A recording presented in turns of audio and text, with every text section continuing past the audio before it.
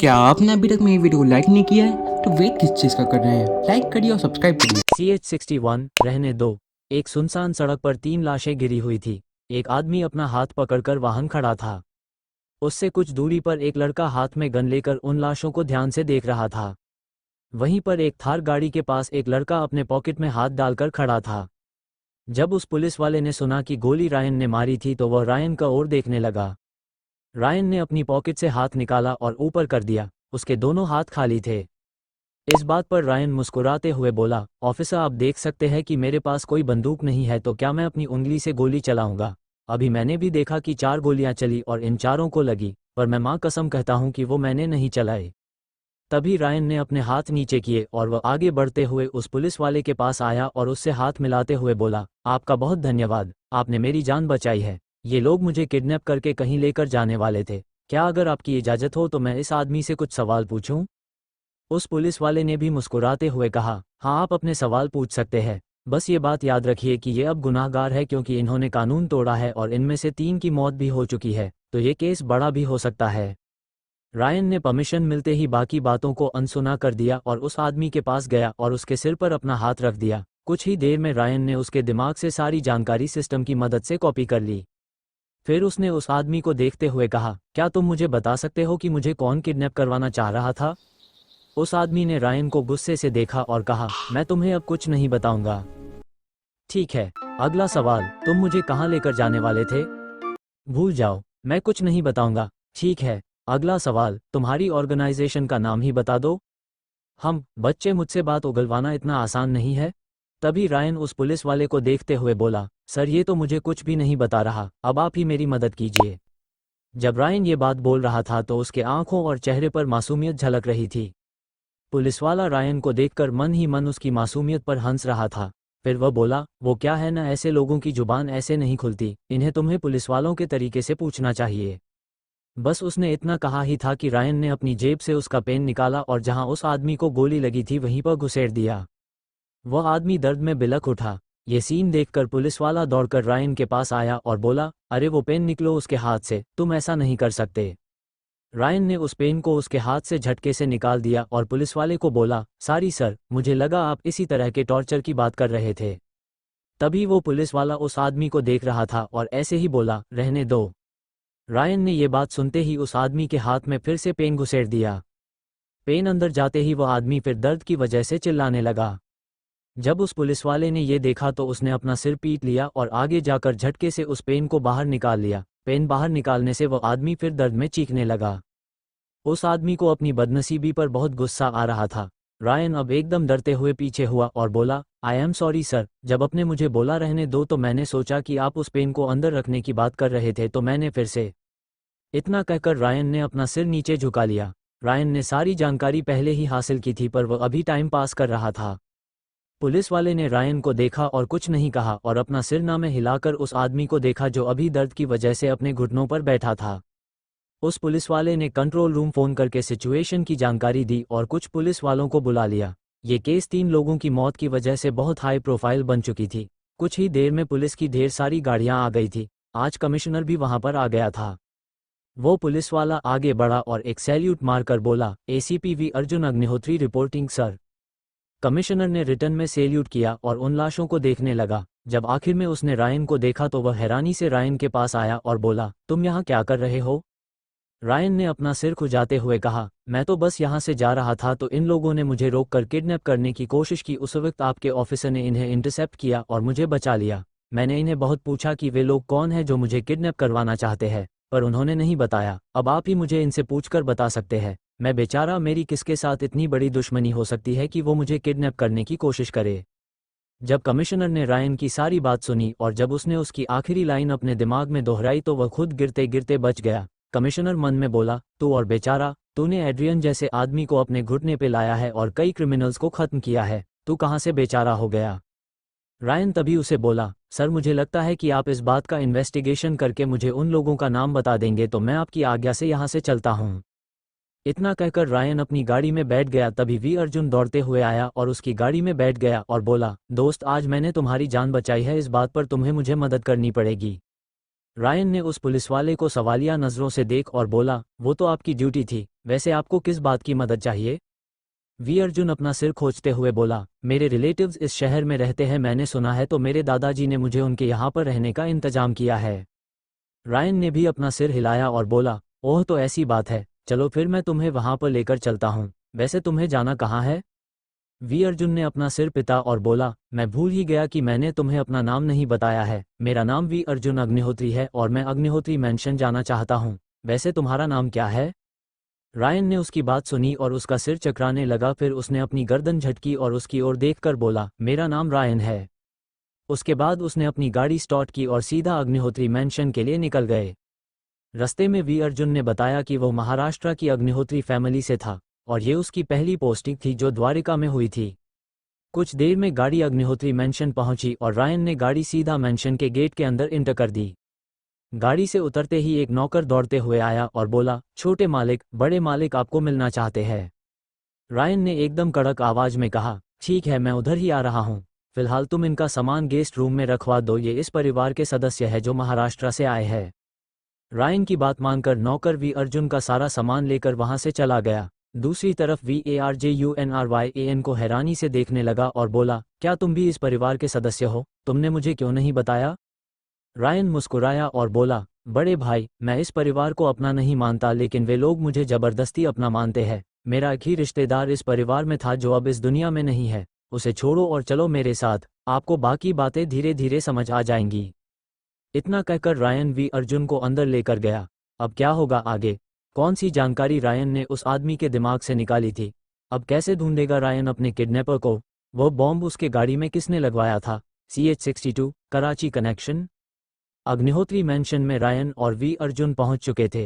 Ryan we Arjun को दादाजी के पास ले गया और बड़ी ही बेरुखी से बोला, ये वी अर्जुन अग्निहोत्री है जो महाराष्ट्र के अग्निहोत्री परिवार से यहाँ आए हैं। इन्हें आपके भाई ने यहाँ पर भेजा है। वी अर्जुन ने तुरंत झुककर दादाजी के पैर छुए और आशीर्वाद लिया। तभी दादाजी वी अर्जुन को मुस्कुराकर उठाते हुए बोले, मुझे तुम पर नाज है। तुमने बड़े भाई का सपना जो पूरा किया है, एक IPS अधिकारी बनकर। अब से तुम यहीं पर रहना, ये परिवार भी तुम्हारा ही है। इतना कहकर दादाजी रायन को देखकर बोले, रायन, मुझे तुमसे वी अर्जुन को लाने के लिए ही कहना था, लेकिन सुबह तुम्हारा फोन लग नहीं रहा था। जब सिया वापस आई तो वह बोली कि तुम शोरूम गए हो, लेकिन संयोग की बात यह है कि वी अर्जुन तुम्हारे साथ ही आया है। रायन ने अपनी गर्दन हाँ में हिलाई और वो वहां से चला गया। तभी वी अर्जुन बड़ी ही उत्सुकता के साथ दादाजी से बोला, दादाजी, ये रायन ऐसा क्यों है? वो कह रहा था कि वो इस परिवार को अब अपना नहीं मानता। वी अर्जुन की बात सुनकर दादाजी का चेहरा उतर गया और कहा, मेरे परिवार जैसा कामनसीब परिवार इस दुनिया में कहीं नहीं है और इसके माँ बाप जैसे लोग तो तुम्हें इस पूरे संसार में नहीं मिलेंगे। रायन मेरे दूसरे बेटे का बेटा है, पर रायन को जन्म से ही उसके माता पिता ने नहीं अपनाया, तो उसके दादी ने उसे अपने बच्चे की तरह पाल पोस के बड़ा किया, लेकिन इस परिवार ने उसे कभी अपनाया नहीं। उसे हर मोड़ पर जलील किया, यहाँ तक कि मैंने भी उसे कभी अपनाया नहीं था। पिछले महीने जब वह एक हादसे से वापस आया, तभी से उसने भी हमसे सारे रिश्ते तोड़ दिए, लेकिन अब सारा परिवार उसे अपनाना चाहता है। यहाँ तक कि उसके माँ बाप अब उसके लिए आंसू बहाते हैं, पर अब सब कुछ खत्म हो चुका है। जब वी अर्जुन ने रायन की कहानी सुनी तो उसे भी बहुत बुरा लगा और वह भी चुप हो गया। कुछ देर बाद इधर उधर की बातें दादाजी को बताकर वी अर्जुन वहां से अपने कमरे की ओर चला गया। इधर रायन बाहर आ गया था और उसने ढेर सारी आइसक्रीम अपने साथ लाई थी। अपने कमरे में लौटकर रायन ने सिस्टम को बाहर बुलाया और बोला, मुझे उन लोगों के अड्डे का ठिकाना बता दो, मैं आज ही उनके पास जाना चाहूंगा। सिस्टम ने सारी आइसक्रीम को देखा और बोली, होस्ट, उसका अड्डा आपको अहमदाबाद में मिलेगा। मैंने उसकी लोकेशन आपके मोबाइल पर भेज दी है, बाकी का काम तुम्हें खुद से करना पड़ेगा। इतना कहकर सिस्टम उन आइसक्रीम के डिब्बों पर भूखे शेर की तरह टूट पड़ी और उसे खाने लगी। इधर रायन को अपने तलवार की याद आए तो उसने उसे बुलाने के लिए आह्वान किया। दूसरी तरफ एक बड़े से क्लब में एक बेहद सुंदर और सेक्सी लड़की बार में बैठकर कई सारे आदमियों के साथ शराब पी रही थी। उसे तो कोई नशा नहीं हो रहा था, मगर उसके आसपास के सारे आदमी उसकी सुंदरता और उसके फिगर के पीछे नशे में झूम रहे थे। उनकी आंखें लाल हो रखी थी और उनके चेहरे सफ़ेद हो चुके थे। तभी वो औरत बड़बड़ाई, इनमें लाइफ एसेंस तो है ही नहीं, ये मेरे किसी काम के नहीं है। अगली बार मैं ऐसी जगह जाऊंगी जहां ढेर सारे जवान लड़के होंगे। तभी उसके दिमाग में उसे बुलावे की घंटी सुनाई दी। वह अपने जगह पर खड़ी हुई और हवा में गायब हो गई। ये देखकर सारे आदमी अचानक होश में आए और घबराकर इधर उधर भागने लगे। हर कोई भूत भूत चिल्ला रहा था। सारे बार में अफरा तफरी मच चुकी थी। इधर रायन के सामने रक्त साम्राज्य खड़ी थी। उसे देखते ही रायन के दिल की धड़कनें रुक सी गई, लेकिन उसने अपना सिर झटका और वह उससे बोला, तो मैडम का बाहर घूमना और मजे करने का काम हो चुका हो तो अब हम जरा काम की बात करते हैं। इतना कहकर रायन ने अपनी तलवार को शरीर में धारण किया और वह वहां से चला गया। बाहर आकर उसने अपनी लैम्बोर्गिनी निकाली और उसे पूरी रफ्तार से अहमदाबाद की ओर दौड़ाने लगा। अहमदाबाद हाईवे बहुत ही अच्छे से बनाया गया था, जिस वजह से रायन कुछ ही समय में अहमदाबाद पहुंच चुका था। सिस्टम ने बताए लोकेशन पर जब रायन पहुंचा तब रात के 9 बज रहे थे। वह एक पुराने से दिखने वाले एक खंडहर में पहुंच गया था। यहाँ पर उसने देखा कि खंडहर के बाहर कोई नहीं था, मगर अंदर की तरफ बहुत सारे लोग मौजूद थे। उनकी संख्या लगभग 100 से भी ज्यादा थी। रायन ने अपनी तलवार हस्त में पकड़ी और उसके चेहरे पर एक कातिलाना मुस्कान फैल गई। फ्लैशबैक। रायन ने जब सारी जानकारी उस आदमी के दिमाग से निकाली तो उसे पता चला कि उसे मारने की कोशिश करने वाले कोई और नहीं, कराची में बसे एक आतंकवादी गिरोह के लोग थे। इस गिरोह का नाम लश्कर-ए-जुनैद था और कश्मीर और पूरे भारत में होने वाले आतंकवादी हमलों के पीछे इसी का हाथ था। मारे गए सारे आतंकवादी पाकिस्तान से भारत में आए थे। इसीलिए रायन जब उसे पूछ रहा था तो उसके मन में उस आदमी के लिए जरा सी भी दया नहीं थी। Flashback and. रायन ने इतने सारे लोगों को सामने देखा तो उसका खून खौल उठा और वह बहुत ज्यादा उत्तेजित हो उठा। युद्ध के देवता का वारिस पापियों को मारने के लिए आज वाहन पहुंचा था। रायन ने अपनी तलवार को हवा में उठाया और जोर से चिल्लाया, ओम नमः पार्वती पते, हर हर हर महादेव। उसकी आवाज पूरे खंडहर में गूंज गई और आसमान में बादल छा गए। हवाएं तेजी से चलने लगी। तभी रायन की आभा बदल गई। उसके शरीर के आसपास लाल रंग की बिजलियां चमक रही थी। उन बिजलियों के आपस में टकराने की वजह से एक छंकार निकल रही थी, मानो स्वयं महादेव का डमरू बज रहा हो। रायन ने लंबी छलांग मारी और वह सीधा हवा में उड़ गया। अगले ही पल वो उस खंडहर के अंदरूनी हिस्से में उन आतंकवादियों के सामने था। आतंकवादी कुछ समझ पाते उससे पहले ही रायन ने उन पर हमला कर दिया था। रायन इतनी तेजी से आगे बढ़ रहा था कि आतंकवादियों के कुछ करने से पहले ही उनके शरीर काटे जा रहे थे। रायन हर उस आतंकवादी को गाजर मूली की तरह काट रहा था। कुछ ही देर में पूरा खंडहर खून से रंग चुका था और हर तरफ सिर्फ लाशें ही लाशें थी। उस पूरे बेस पर कोई भी जीवित नहीं बचा था। उसके बाद रायन ने कोने में लगे सैटेलाइट कैमरे को देखा और बोला, मैं जल्द ही कराची आ रहा हूं। इतना कहने के बाद उसने वह कैमरा तोड़ दिया। रायन ने सारे आतंकवादियों को मारने के बाद खुद को शांत किया और अपने आप को देखा। वह खून में नहाया हुआ लग रहा था। ये सारा खून उन आतंकवादियों के था। उसने उसके बाद पूरा गोदाम छान मारा और वहां से ढेर सारे आधुनिक हथियार बरामद किए और उन्हें अपनी रिंग में रख दिया। उसके बाद उसने वहीं पर पड़े हुए RDX को लिया और उसी से एक सिंपल बॉम्ब सिस्टम के मदद से बना दिया और उसे वहां लगाकर बाहर आ गया। बाहर आते ही रायन ने अपने हाथ का डेटोनेटर दबा दिया और एक क्लिक की आवाज के बाद बहुत बड़ा धमाका सुनाई दिया। पूरा खंडहर वहां से गायब हो गया। रायन तुरंत ही अपनी गाड़ी लेकर वहां से निकल गया। क्या रायन सच में इन आतंकवादियों को मारने कराची चला जाएगा? क्या इस घटना के बाद वो आतंकवादी चुप बैठेंगे या फिर होगा घमासान? जानने के लिए बने रहिए हमारे साथ, सिर्फ पॉकेट नॉवेल पर। CH-63 रॉ चीफ का न्योता। रायन उस आतंकवादी बेस को उड़ाकर वापस द्वारिका लौट आया। जब वह वापस आया तो बहुत रात हो चुकी थी। दूसरी तरफ जब रायन उस खंडहर से निकला तो दूर एक छोटे से कमरे में से कुछ लोग इस घटना को देख रहे थे। उनमें से एक ने एक छोटा सा ड्रोन निकाला और सारी वारदात को ड्रोन कैमरे से रिकॉर्ड करने लगा। ये सारी घटना आर्मी हेडक्वार्टर में बैठकर कई उच्च अधिकारी लाइव देख रहे थे। उन सभी ने अपनी आंखों से देखा कि रायन कैसे उन आतंकवादियों को गाजर मूली की तरह काटे जा रहा था। ये दृश्य बहुत खतरनाक था। यहाँ तक कि जंग में शामिल हुए लोग भी इसे देखकर डर गए थे। कुछ सिविल डिपार्टमेंट वालों ने तो उल्टी कर दी थी। सारी वारदात को अपने नकों देखने के बाद उनमें से एक आदमी बोला, देखा तुम लोगों ने, ये लड़का वन मैन आर्मी है। मैं चाहता हूं कि इसे जल्द से जल्द हमें बुला लेना चाहिए हमारी यूनिट ज्वाइन करने के लिए। ये मराठा लिए इन्फेंट्री के चीफ जनरल भोसले थे। उनके सामने राजपूताना राइफल्स के चीफ और स्पेशल फोर्सेस के चीफ भी बैठे थे। तभी मेजर जनरल पांडे बोले, ऐसा नहीं हो सकता, वो सिर्फ मेरी यूनिट ज्वाइन करेगा, उसे सबसे पहले मैंने ढूंढा है। तभी स्पेशल फोर्सेस के चीफ बोले, ये लड़का मैं लेकर जा रहा हूं, इसे मैं सीधा एंट्री दूंगा स्पेशल फोर्स में। तभी एक ऑफिसर बोला, तुम पैरा स्पेशल फोर्स वाले हमेशा अपनी दादागिरी दिखाते हो, ऐसा नहीं चलेगा, मैं उसे राष्ट्रीय राइफल्स के लिए चुनूंगा। तभी एक उम्र अर्जुन आदमी बोला, पहले ये पता करो कि वह लड़का तुम्हारे पास आएगा भी या नहीं, उसके बर्ताव से तो लगता है कि वह अपनी मर्जी का मालिक है। तभी जनरल पांडे बोले, चीफ आप उस बात की चिंता न करें, वह सच्चा देशभक्त है। उसने हमारे आर्मी के लिए वह पावरफुल दवा बनाने का वादा किया है। उस दवा के रिजल्ट्स तो आपने खुद देखे हैं, और उसने हर महीने 1000 बोतल मुफ्त देने का वादा किया है। चीफ ने जनरल पांडे की बात सुनी और बोले, ये बात तो सही है पर उसे कंट्रोल करने की ताकत आप में से किस में है? तभी सभी सीनियर ऑफिशियल्स ने अपना सिर न में हिला दिया। तभी चीफ बोले, ऐसा करते हैं, उसे पहले बेसिक ट्रेनिंग के लिए सिलेक्ट करो और फिर उसे मेरे R&AW यानी रॉ के अंडर कमीशन कर दो। इससे दो बातें होंगी, हमें उसे कंट्रोल नहीं करना पड़ेगा और वो अपना मिशन भी सही से कर लेगा। जब सभी ने ये सुना तो सभी लोग चुप हो गए, पर हर कोई मन ही मन में चीफ को गालियां दे रहा था। सीधे सीधे बोलो न कि उसे आप अपने डिपार्टमेंट में लेना चाहते हैं, ये बुढ़ा आज भी उतना ही खूंस्ट है। ये थे इंडियन रॉ के चीफ आदित्य जामवाल। उन्हें इंडिया का टाइगर कहा जाता है। उन्होंने अकेले पूरे दुश्मन देशों के नाक में दम कर रखा था। दुश्मनों की बड़ी बड़ी साजिशें उन्होंने अपने दम पर नाकाम कर दी थी। ऐसे आदमी से पंगा लेना किसी भी सीनियर ऑफिशियल के लिए अच्छी बात नहीं थी। चीफ सभी के चेहरे देखकर समझ गए, पर फिर भी उन्होंने बेशर्म से कहा, मैं कल ही उससे खुद मिलूंगा और उसकी एक टेस्ट लूंगा और अगर वह उसमें पास होता है तो उसे सीधा पैरा स्पेशल फोर्स में ट्रेनिंग के लिए भेज दिया जाएगा। उसके बाद मैं उसे डेपुटेशन पर अपने विंग में ले लूंगा। तभी एक सीनियर अधिकारी बोला, चीफ क्या आपको लगता है उसे किसी ट्रेनिंग की ज़रूरत है? मुझे तो लगता है कि हमें उसे हमारे स्पेशल फोर्सेस को ट्रेनिंग देने भेजना होगा। ये बात सुनकर चीफ भी कुछ सोचने लगे और बोले, ठीक है, जब मैं उसे जांचूंगा तब हम तय करेंगे कि उसका रोल क्या होगा। इतना कहकर मीटिंग खत्म कर दी गई और हर कोई वहां से चला गया। दरअसल बात यह थी कि पिछले कई दिनों से रॉ और इंटेलिजेंस ब्यूरो के लोग इस अड्डे पर नजर रखे हुए थे और उन्हें आज पता चला था कि वे आज रायन को किडनैप करके उस खंडहर पर लाने वाले थे।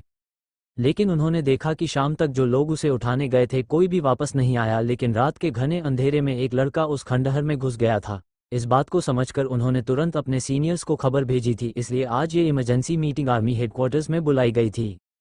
उसके बाद क्या हुआ ये तो अब सभी को पता चला है। दूसरे दिन सुबह रायन अपनी साधना के लिए घर से बाहर निकला और एक पब्लिक पार्क में पहुंचा तो उसने देखा आज यहाँ पर कुछ नए चेहरे हैं जिन्हें वह बिल्कुल नहीं जानता, लेकिन हर आदमी यहाँ पर अलर्ट मोड पर था, मानो वो लोग किसी को प्रोटेक्ट करने आए हो। रायन ने इसे एक बार देखा और इग्नोर कर दिया। वह अपनी हमेशा की जगह आकर शांति से घास पर बैठ गया और अपनी आंखें बंद करके अपनी कॉस्मिक एनर्जी और कुंडलिनी ऊर्जा को एकत्रित करने लगा। जब वह ऐसा कर रहा था तो उसके आसपास की घास तेजी से बढ़ रही थी और आरोही से नाचने लगी थी। इसके बाद रायन ने कॉस्मिक लिक्विड को बॉडी में सर्कुलेट किया और अपने साधना मंत्र दोहराने लगा। उसके मुंह से निकला हर मंत्र इस सृष्टि के सीक्रेट्स को बाया कर रहा था। उसके साथ हवा में एक कंपन पैदा हो रहा था। रायन से कुछ दूरी पर एक बूढ़ा आदमी उसे ध्यान से निहार रहा था। उस बूढ़े ने रायन के आसपास की एनर्जी को महसूस किया और बोला, ये इतनी कम उम्र में साधना कर रहा है, इसने ये कहाँ से सीखा होगा?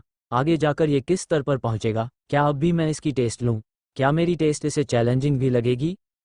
इतना सोचकर वह बूढ़ा आदमी वहीं पर निराशा से बैठा रहा। दूसरी तरफ रायन ने साधना करने के बाद आज अपनी युद्धकला का अभ्यास करने के लिए एक लकड़ी निकाली। वह लकड़ी एकदम भाले जैसी थी। रायन ने उसे अपने हाथ में उठाया और उसे अपने भाले के स्टेन्स में खड़े होकर पकड़ा। इस वक्त अगर कोई उसे देखे तो लगेगा कि वह लकड़ी उसके शरीर का हिस्सा बन चुकी है। ये चीज़ उस बूढ़े ने भी देखी। रायन उस लकड़ी को पकड़कर हवा में उछल गया। उसकी छलांग इतनी ऊंची थी कि कोई हाई जंप का खिलाड़ी भी इतनी ऊंची छलांग नहीं मार सकता। उसके बाद रायन ने हवा में कलाबाज खाकर उस भाले को चलाना शुरू किया। उसका हर एक बार घातक था और हर एक बार से तेज ध्वनि निकल रही थी। रायन अपने युद्धकला की प्रैक्टिस करने के बाद सामने वाले बेंच पर बैठ गया और उस बूढ़े की ओर देखकर बोला, देश के रॉ चीफ को इंतजार करवाना मुझे पसंद नहीं। बोलिए दादाजी, क्या कहना चाहते हैं आप? जब चीफ ने रायन की बात सुनी तो वह हैरान हो गया। फिर अपने आप को संभालते हुए वह बोले, काश मेरा पोता भी तुम्हारी तरह होता तो मैं पूरी दुनिया से दुश्मनी लेने के बाद भी पीछे नहीं हटता। उनकी आवाज में एक दर्द था, पर रायन तो रायन था। मुझे आपका पोता बनने में कोई प्रॉब्लम नहीं है, तो आप क्या बोलते हो, क्या मुझे आपका पोता बनाएंगे? चीफ इस बात को सुनकर मुस्कुराए और बोले, तुम तो मुझसे भी एक कदम आगे निकले। तो मैं सीधे बात पर आता हूँ, तो तुम क्या सोचते हो, कब से ज्वाइन कर रहे हो विन को? आप कहो तो अभी कर लूंगा दादाजी, पर पहले मैं आपसे एक मदद चाहता हूँ। अब रायन उनसे कौन सी मदद चाहता है? क्या रायन सच में रॉ को ज्वाइन करेगा? रायन को इनके बारे में कैसे पता चला? क्या है रायन का अगला प्लान? जानने के लिए बने रहिए हमारे साथ सिर्फ पॉकेट नॉवेल पर। CH64 दी ब्रो कोड। आज की सुबह पब्लिक पार्क में थोड़ी तनावपूर्ण थी। आज यहाँ पर कुछ ज़्यादा ही लोग मौजूद थे, और होंगे भी क्यों नहीं, क्योंकि आज खुद रॉ चीफ रायन से मिलने आए थे। रायन ने रॉ ज्वाइन करने के लिए हाँ तो करी थी, पर उसने एक मदद मांगी थी। चीफ रायन की बात सुनकर बोले, बोलो तुम्हें क्या मदद चाहिए, मैं वो हर मुमकिन मदद करने के लिए तैयार हूँ।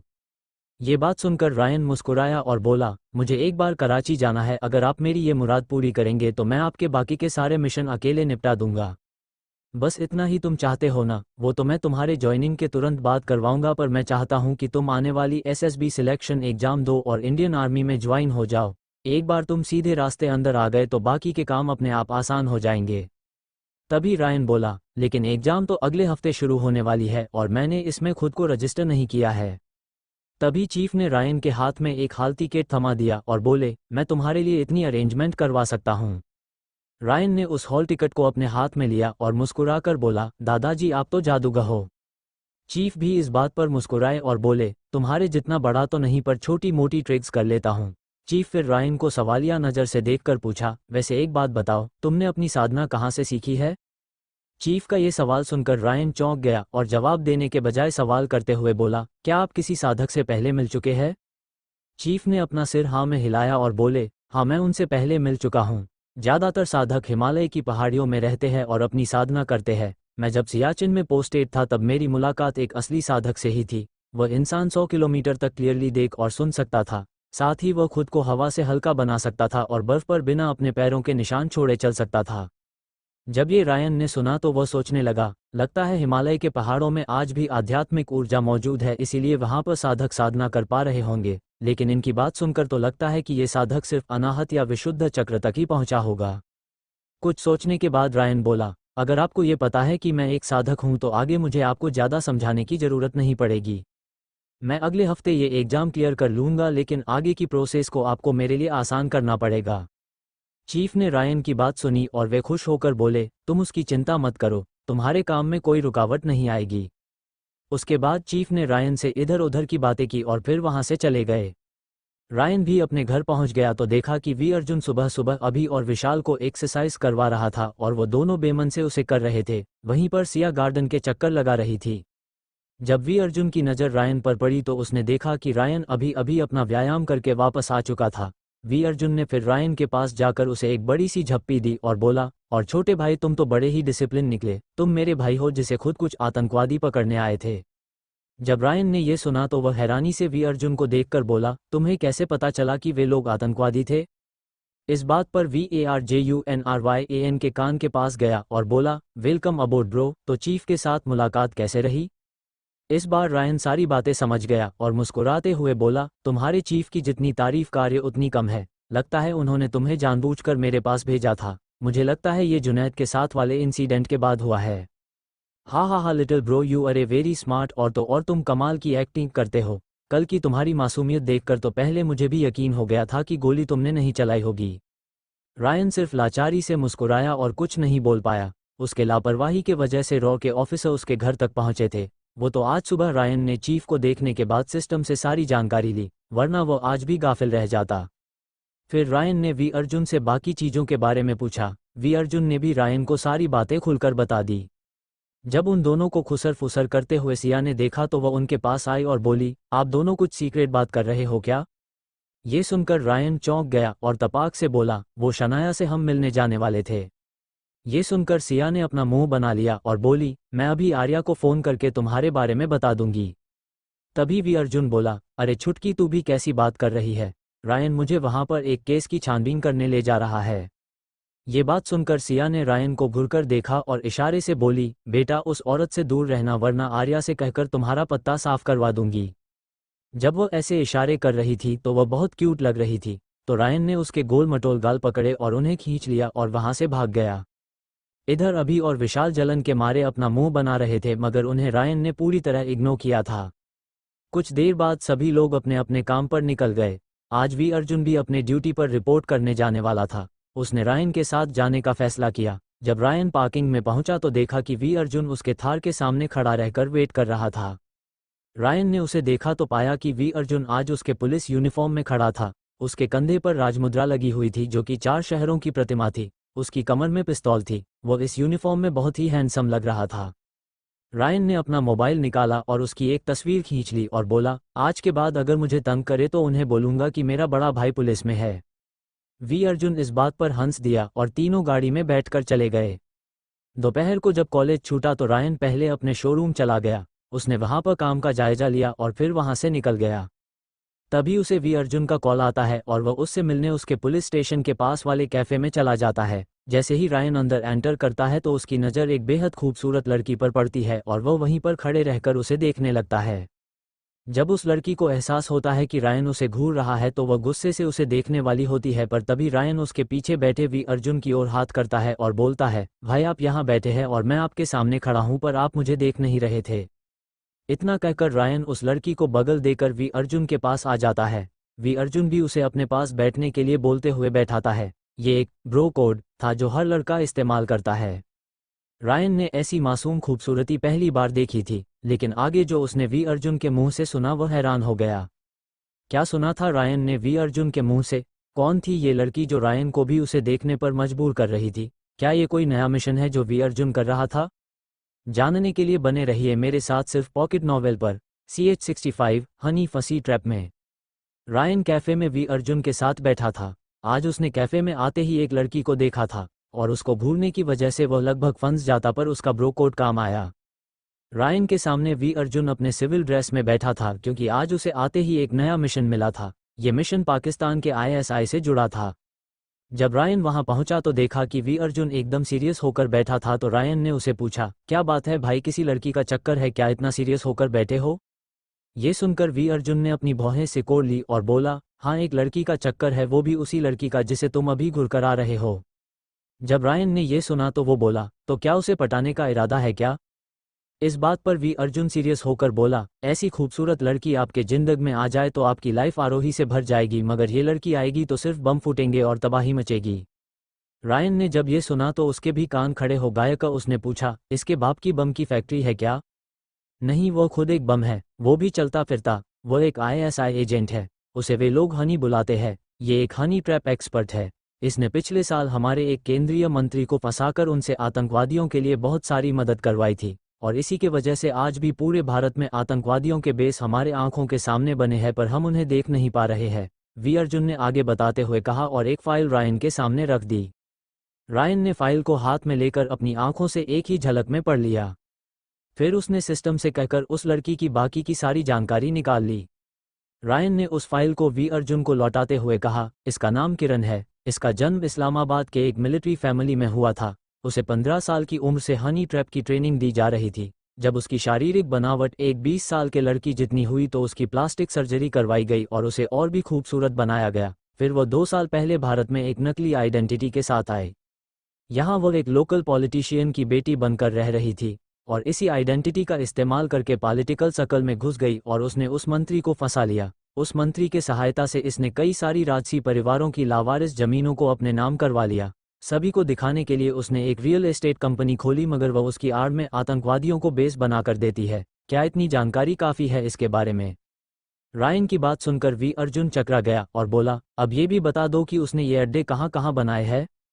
रायन मुस्कुराया और बोला, बस इतनी सी बात तो ठीक है, ज़रा वेट करो, मैं तुम्हें वो भी बता देता हूँ। तभी वो लड़की कैफे से बाहर आ गई और अंडरग्राउंड पार्किंग में चली गई। उसके पीछे रायन वी अर्जुन को लेकर आ गया। आते ही रायन ने न आव देखा न ताव और अपनी बंदूक जो कि उसके हाथ में अचानक आई थी उससे एक गोली सीधा उस लड़की के पैर में मार दी। एक जोरदार गोली की आवाज़ सभी को सुनाई दी और सभी लोग पार्किंग की ओर दौड़कर आए, पर उन्हें सामने कुछ नहीं दिखा। इस वक्त गोली चलाने के बाद रायन ने एक छलांग में उस लड़की के पास जाकर उसे उठा लिया और अपनी गाड़ी में डाल दिया, साथ ही में उसे बेहोश भी कर दिया था। जब सब लोग नीचे आए तो वी अर्जुन अपनी गन को साफ कर रहा था और वह लापरवाही से बोला, sorry for disturbing you all, it was just misfire. फिर उसने अपनी आइडेंटिटी वहां के स्टाफ को दिखा दी। कुछ ही देर में रायन वहां पर अपनी गाड़ी लेकर आ गया और वी अर्जुन को अंदर बिठाकर बाहर निकल गया। वी अर्जुन जो बाहर बहुत रिलैक्स लग रहा था, अंदर आते ही बहुत सीरियस होकर बोला, तुमने अपनी गन कहाँ से निकाली और तुम पागल हो गए हो क्या कि इसे सीधे गोली मार दी? इस बात पर रायन बेपरवाही से बोला, शुक्र मनाओ कि मैंने उसकी खोपड़ी नहीं उड़ाई, अब चलो कुछ काम किया जाए। इतना कहकर रायन अपनी गाड़ी शोरूम पर लेकर आ गया। उसने उस लड़की को उतारा और अंदर लेकर आ गया। इस वक्त वी अर्जुन और रायन उस लड़की को एक कुर्सी पर बिठाकर उसके सामने खड़े थे। रायन ने सबसे पहले उसके सिर पर हाथ रखकर सारी जानकारी इकट्ठा कर ली। फिर उसने उस लड़की के मुंह पर पानी मार दिया। जैसे ही वो लड़की होश में आई तो उसके सामने रायन और वी अर्जुन खड़े थे। रायन ने उस लड़की को देखकर कहा, और हनी कैसी हो? मेरी मेहमान नवाजी तुम्हें पसंद तो आई ना, या फिर कुछ और भी तुम्हें चाहिए? उस लड़की ने रायन को देखा और अपने दांत पीसते हुए कहा, तुम ये बहुत गलत कर रहे हो। तुम्हें अच्छे से पता है कि मेरे पीछे इस देश का सबसे बड़ा मंत्री खड़ा है। अगर मुझे कुछ हो जाता है तो वो तुम्हें नहीं छोड़ेंगे। इस बात को सुनकर रायन हंसते हुए बोला, पागल औरत, जरा अपने चारों ओर देख लेना। इस वक्त तू मेरे जगह पर बैठी हुई है। अगर मैं चाहूं तो मैं तुम्हें मार भी सकता हूं, फिर भी मैं तुम्हारी इस परफेक्ट खूबसूरती के लिए तुम्हें एक और मौका देना चाहता हूं। तो हनी, या फिर कहूं किरण अयूब खान, क्या आप हमें अब सब सच सच बताएंगी ताकि हम आपको कम तकलीफ दे और हमारा काम भी आसान हो जाए। ये बात सुनकर किरण सकते में आ गई और बोली, तुम दोनों अभी बच्चे हो, मुझसे जानकारी उगलवाना इतना आसान नहीं है। तुम मुझे मार भी डालो तो मैं तुम्हें नहीं बताऊंगी। तभी रायन एक कुटिल मुस्कान के साथ बोला, ओह तो ये बात है, चलो फिर मैं तुम्हारी इच्छा पूरी कर ही देता हूं, पर उससे पहले एक बात सुनकर तो जाओ। इतना कहकर रायन ने सारे छुपे हुए बेस और उनके सेफ हाउस के ठिकाने किरण को सुनाए। जैसे जैसे रायन बोलते जा रहा था, किरण की आंखें बड़ी बड़ी हो रही थी। किरण ने जब सारी बात सुनी तो उसने हैरानी से पूछा, तुम्हें ये जानकारी कैसे मिली? तभी रायन ने एक शातिर मुस्कान के साथ कहा, तू सस्पेंस में ही मर, तुम्हें एक्सप्लेन करने का टाइम मेरे पास नहीं है। इतना कहकर रायन उसके माथे में छेद कर दिया। वी अर्जुन जो कुछ कहना चाहता था वो अपना मुंह खोल ही नहीं पाया। उस लड़की को मरने के बाद रायन मुस्कुराया और बोला, अगर आपका दुश्मन सामने हो और वह ज्यादा फड़फड़ा रहा हो तो उसे खत्म कर दो। इससे दो बातें होती है, एक, आप आने वाले समय में इस दुश्मन की वजह से फंसते नहीं हो, दूसरी, तुम्हें नए दुश्मन पर ध्यान देने का समय मिलता है। वी अर्जुन जो अभी तक चुप था वो बोल पड़ा, अब हम वो इन्फॉर्मेशन कैसे वैलिड करेंगे? मुझे बस ऑर्डर मिले थे कि इस पर सिर्फ नज़र रखो और उसका पीछा करके लोकेशंस को ट्रैक करना है, लेकिन अब तुमने इसे उड़ा दिया तो हम अब ऊपर क्या जवाब देंगे? रायन वी अर्जुन को देखकर मुस्कुराया और आंख मार दी। तभी टिंग की आवाज़ से वी अर्जुन के मोबाइल पर एक मैसेज आया। जब वी अर्जुन ने मैसेज देखा तो वह हैरान रह गया। उसमें सारी जानकारी एकदम सीरियल के हिसाब से लगाई गई थी। इसमें उन स्लीपर सेल्स की जानकारी भी थी जो अभी एक्टिव नहीं थे, साथ ही साथ बाकी एक्टिव एजेंट्स की लोकेशन और जानकारी थी। रायन ने फिर वी अर्जुन को देखा और कहा, वी अर्जुन भाई, अब इसके आगे तुम जो भी देखोगे उसके बारे में किसी को नहीं बताओगे और इसमें आपकी भलाई है। इतना कहकर रायन ने हाथ लहराया और एक काले रंग की लपट उसके हाथ में आ गई। रायन ने उसे उस लड़की के ऊपर फेंक दी। कुछ ही सेकंड्स में वो लड़की हवा में गायब हो गई। जब वी अर्जुन ने ये देखा तो वह डर से कांपने लगा और उसके मुंह से एक भी शब्द नहीं निकला। रायन ने फिर शोरूम से बाहर आकर वी अर्जुन से कहा, भाई वो डेटा आप चीफ को भेज दो और उन्हें बताना कि वह लड़की गायब हो गई है। आगे बोलना कि ये लिस्ट मेरे हाथ लग गई है और वो समझ जाएंगे कि आगे क्या होने वाला है। आगे क्या करने वाला है रायन? कहाँ रह गई चित्रांगदा? क्या रायन इन लोगों को भी ढूंढकर मारने वाला है? इन सभी सवालों के जवाब जानने के लिए बने रहिए हमारे साथ सिर्फ पॉकेट नॉवेल पर। CH-66 उड़ते हुए की गिनती। वी अर्जुन और रायन ने हनी से सारी इन्फॉर्मेशन निकाल ली थी। वी अर्जुन वो इन्फॉर्मेशन लेकर सीधे चीफ के पास चला गया। चीफ के ऑफिस में चीफ सारी घटना एकदम शांति से सुन रहे थे। पूरी बात सुनने के बाद वे बोले, ये लड़का ज्वाइन होने से पहले ही अपने स्टाइल में काम करता है, लेकिन मुझे समझ में नहीं आ रहा ये सारी इन्फॉर्मेशन रायन ने उसके दिमाग से निकाली कैसे? तभी वी अर्जुन बोला, चीफ, उस लड़की को होश में लाने से पहले उसने उसके सिर पर हाथ रखकर कोई मंत्र बोला था। उसके बाद तो वह उसे होश में लाकर उससे जानकारी मांगने का नाटक कर रहा था। ऐसा उस वक्त भी हुआ था जब उसने उस आतंकवादी को जानकारी पूछी थी। वी अर्जुन की बात सुनकर चीफ के चेहरे पर मुस्कान आ गई और वो बोले, वी अर्जुन, तुम्हारा ये भाई बहुत शातिर और चालाक है, साथ ही टेढ़े दिमाग का। वह दुश्मन को तभी तक जिंदा रखता है जब तक उसकी जरूरत होती है। जरूरत खत्म, दुश्मन भी खत्म। तुम्हें पता है, उसने मुझे उस पार्क में आते ही पहचान लिया था। उसने मेरी कुंडली निकाली है। अगर मैं कहूं कि इन्फॉर्मेशन निकलने में मैं शेर हूं तो वो बब्बर शेर है। साथ ही साथ उसकी कॉम्बैट स्टाइल बेहद खतरनाक है। मैंने उसे प्रैक्टिस करते हुए देखा है। तभी वी अर्जुन बोला, मैंने उसे हवा में गन निकलते हुए देखा है। पता नहीं वो ये कैसे करता है, मगर बड़ा कूल लगता है। चीफ ने ये सुना तो वह खिसियाकर बोले, हाँ हाँ मुझे पता है, अब उसकी तारीफ करना बंद करो और इस इन्फॉर्मेशन की हिसाब से इंटेलिजेंस ब्यूरो को इन्फॉर्म कर दो। ये फिलहाल इंटरनल मैटर है तो रॉ इसमें सीधा पार्टिसिपेट नहीं कर सकती। यस सर, मैं अभी इस इन्फॉर्मेशन को उनके साथ शेयर करता हूँ। पर सर, रायन ने मुझे ये इन्फॉर्मेशन देने के बाद ये कहा था कि चीफ से कह देना कि ये इन्फॉर्मेशन मैंने कॉपी की है। जब चीफ ने ये सुना तो वह अपनी जगह पर मानो जम से गए और हड़बड़ाते हुए बोले, अब क्या करे, ये लड़का अब उन्हें मारने वाला है। वी अर्जुन, तुम एक काम करो, तुम रायन के साथ हमेशा साय की तरह अगले कुछ दिनों तक रहो और अगर वह कुछ करने की सोचे तो मुझे तुरंत अलर्ट कर देना, क्योंकि कुछ लोकेशंस बहुत ही सेंसिटिव है और जैसा रायन है वह इस बात के बारे में कभी नहीं सोचेगा। लगता है ये लड़का ज्वाइन होने से पहले ही मुझे गंजा करके छोड़ेगा। चीफ ने फिर अपने बालों में हाथ फेरा और गहरी सांस लेने लगे। दूसरी तरफ रायन इस वक्त डायमेंशन में बैठकर फलों का शर्मा ले रहा था। उसकी तलवार रक्त सम्राज्ञी और सिस्टम दोनों भी बाहर आए हुए थे। रायन के सामने उसने अपने खजाने से सारे जादुई हथियार और सामान बाहर निकालकर अपने सामने एक लाइन में फैला दिया था।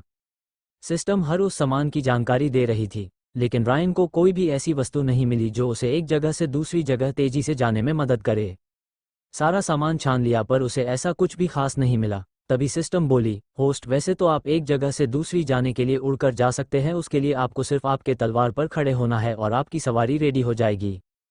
क्या ऐसा हो सकता है? लेकिन रायन ने चौंक कर पूछा और खुद को रक्त सम्राज्ञी के ऊपर खड़ा इमेजिन करने लगा। तभी रक्त सम्राज्ञी ने खुद को एक तलवार में बदल दिया और अपना आकार थोड़ा चौड़ा कर दिया। उसके बाद वो हवा में तैरने लगी।